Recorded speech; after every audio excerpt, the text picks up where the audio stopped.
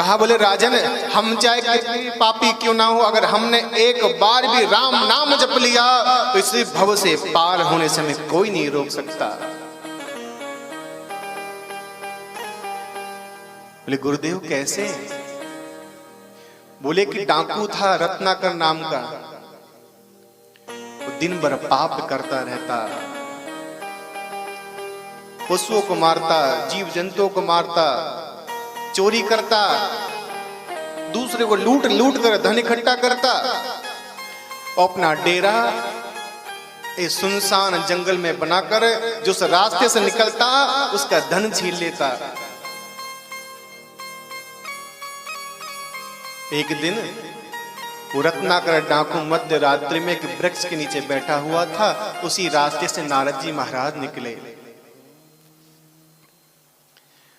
और नारद जी महाराज को देखकर रत्नाकर डाकू ने उनको बंदी बना लिया और कहा, अरे बाबा कहां जा रहे हो आप? आपके पास जितना भी धन है सारा हमें दे दीजिए, वरना आपको हम मार देंगे। नारद जी ने कहा, बोले भैया हमारे पास तो राम रूपी धन के सिवा और कुछ भी नहीं है। बोले अच्छा, बोले झूठ बोलते हो? नारद जी ने कहा, बोले वो तो बात ठीक है, लेकिन बात बताओ, आप एक बात पूछें आपसे। बोले पूछो। बोले आप जो पाप करते हो, इस पाप में क्या आपका परिवार भी आपके साथ में है?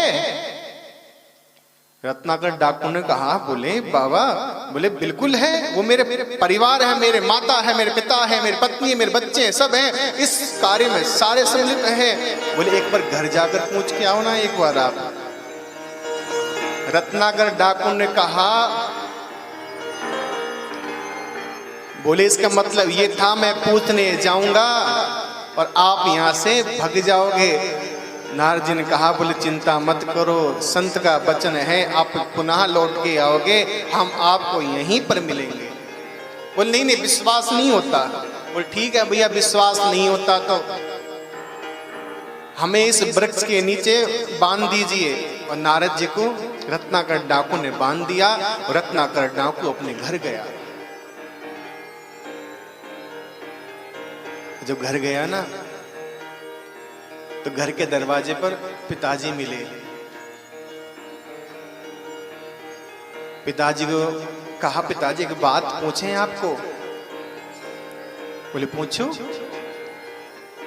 बोले जो कर्म हम कर रहे हैं, लूट अत्याचार चोरी चकारी का, इसमें आप हमारे साथ हो ना?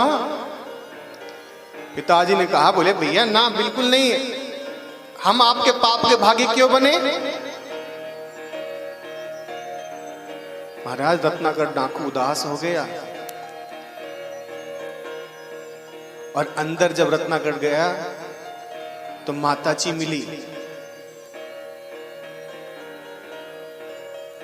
माताजी से कहा, बोले मैया आप तो मेरी जननी हो, आपने मुझे पैदा किया है, आप तो मेरे सभी कर्मों में मेरा साथ दोगी ना?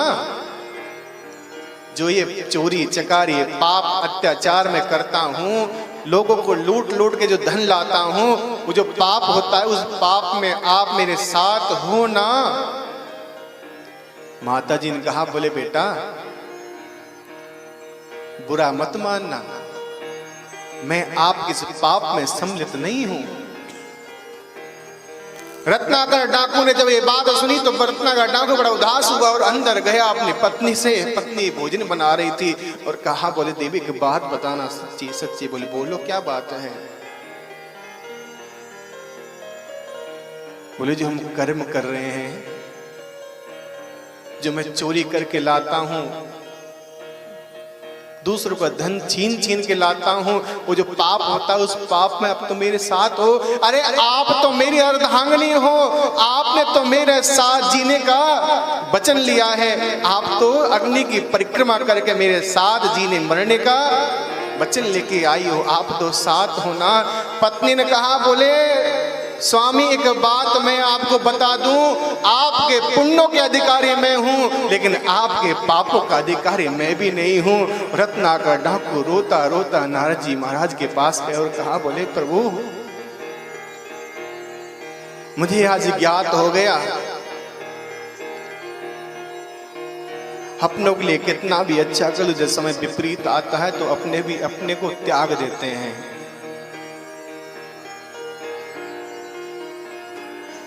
जिनके लिए हम रात दिन मेहनत करते थे, मेहनत करते हैं, करते रहेंगे, ये हम सोचते थे, आज वो जब मुझ पर विपदा आई, मुझ पर संकट आया तो उन्होंने मेरा त्याग कर दिया। हाथ ऊपर करके कहते हैं नहीं नहीं भैया, हम तुम्हारे पाप के भागी नहीं हो सकते।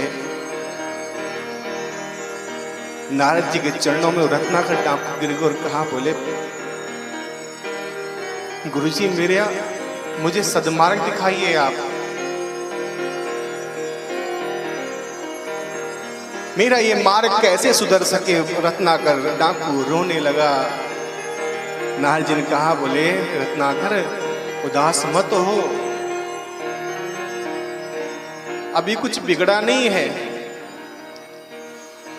बोले रत्नाकर भगवान के नाम का सहारा ले ले, भगवान तेरा उद्धार कर देगा। रत्नाकर ने कहा, बोले बाबा, बोले गुरुजी मैं इतना पापी हूं कि मैं तो राम का नाम भी नहीं ले सकता।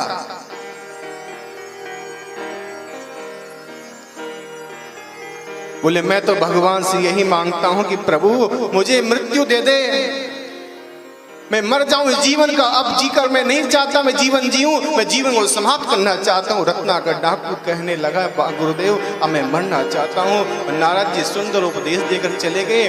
रत्नाकर डाकू उस वृक्ष के नीचे भगवान से यही प्रार्थना करता है कि प्रभु मुझे उठा ले, मुझे उठा ले। और कहा, बोले मरा मरा मरा मरा मरा मरा मरा मरा मरा कहते हुए अंत समय में राम नाम आ गया और उसका उद्धार हो गया, और वही अगले जन्म में वाल्मीकि जी महाराज बने। बोले राजा रामचंद्र भगवान